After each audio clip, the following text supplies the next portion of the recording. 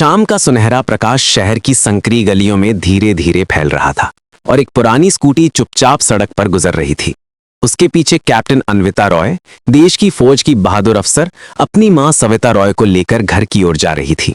उनकी मां की आंखों में संतोष और चेहरे पर वो मिट्टी की सरलता थी जिसने अन्विता और उसकी बड़ी बहन प्रज्ञा को बड़ी होते देखा था। शहर के बाहरी इलाके पर अचानक एक पुलिस बैरियर खड़ा था। जीप के बोनट पर इंस्पेक्टर करण देव मूंछों पर ताव देकर बैठे थे और नीचे दो हवलदार राजेश और विनोद लोगों से पैसे वसूल रहे थे।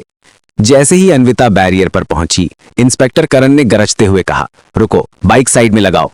अन्विता ने अपनी मां के साथ स्कूटी रोकी। चेहरे पर संजीदगी और आंखों में साहस था। सर, हम घर के लिए दवा और कुछ जरूरी सामान ले जा रहे हैं, हमारे पास कागजात मौजूद हैं। इंस्पेक्टर ने उनका कागज बिना देखे हवा में उछाल दिया और ठहाका लगाया, हो, बड़ी बहादुर बन रही हो। और ये बुढ़िया कौन है, कहां से आ रही है? हवलदारों ने भी भद्दी हंसी उड़ाई। लगता है चोरी छुपे कुछ कर रही होंगी। अन्विता का चेहरा लाल हो गया। उसने गहरी सांस ली और शांत लेकिन दृढ़ आवाज में कहा, ये मेरी मां है, किसी को नीचा दिखाने का अधिकार नहीं है। इंस्पेक्टर करण गुस्से में लाल हो गए। अबे चुप, हमसे चालाकी मत दिखाओ। और उन्होंने अन्विता के चेहरे पर जोरदार थप्पड़ मार दिया, इतना तेज कि स्कूटी हिल गई और आसपास खड़े लोग स्तब्ध रह गए। सविता देवी चीख पड़ी, मेरी बेटी को क्यों मारा? इंस्पेक्टर ने उन्हें धक्का दिया, चुप कर, ज्यादा बोलेगी तो तुझे भी यही लगेगा। और हवलदारों ने दोनों को जीप में ठूस दिया। भीड़ में कुछ लोग मोबाइल निकालकर वीडियो बनाने लगे, लेकिन कोई हस्तक्षेप नहीं कर सका। थाने में हवालात की बदबू, अंधेरा और ठंडी हवा में अन्विता अपनी मां का सिर गोद में लेकर बैठ गई। उनकी सांसें फुसफुसा रही थीं और अस्थमा की वजह से मुश्किल हो रही थी। उसने दरवाजा पीटना शुरू किया, किसी डॉक्टर को बुलाइए, मेरी मां की तबीयत खराब है।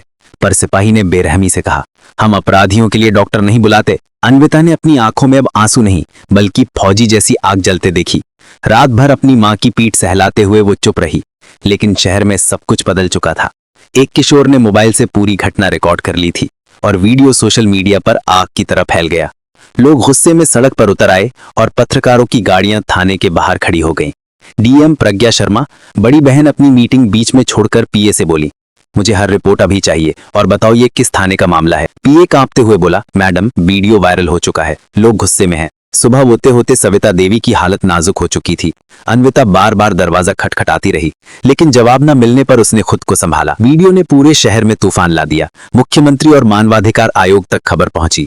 थाने के इंस्पेक्टर और हवलदार सस्पेंड कर दिए गए। अस्पताल में पहुंचते ही अन्विता ने अपनी मां को स्ट्रेचर पर लिटाया और आईसीयू में देखा कि उनकी सांसें स्थिर हैं। प्रज्ञा आई और दोनों बहनें अपनी मां के पास बैठकर रो पड़ी। पर दोनों जानते थे कि ये सिर्फ उनकी जीत नहीं थी, बल्कि हर उस नागरिक की जीत थी जिसे रोज थानों में उत्पीड़न सहना पड़ता था। मीडिया के सामने प्रज्ञा ने कहा, आज केवल मेरी बहन और मां के लिए न्याय नहीं है, बल्कि ये पूरे सिस्टम के लिए चेतावनी है। इसके बाद डीएम ने जिले के सभी थानों में कठोर निरीक्षण और जन सुनवाई का आदेश दिया। लाइव सीसीटीवी फीड और रिकॉर्डिंग की व्यवस्था कराई गई। भ्रष्ट और बेईमान पुलिसकर्मी अब डरने लगे। शहर के लोग सड़कों पर अपने अधिकार के लिए खड़े हो गए। अन्विता और प्रज्ञा ने अपनी मां के हाथ थामे रखा और देखा कि उनके साहस ने पूरे शहर में न्याय की लौ जगा दी थी। रात भर जागते रहने, रोते रहने, संघर्ष और समाज के समर्थन के बीच ये कहानी आखिरकार एक प्रेरणादायक जीत में बदल गई, जहां न केवल भ्रष्टाचारियों को सजा मिली, बल्कि शहर के आम लोग भी समझ गए कि साहस और सच्चाई की शक्ति से सिस्टम को बदलना मुमकिन है।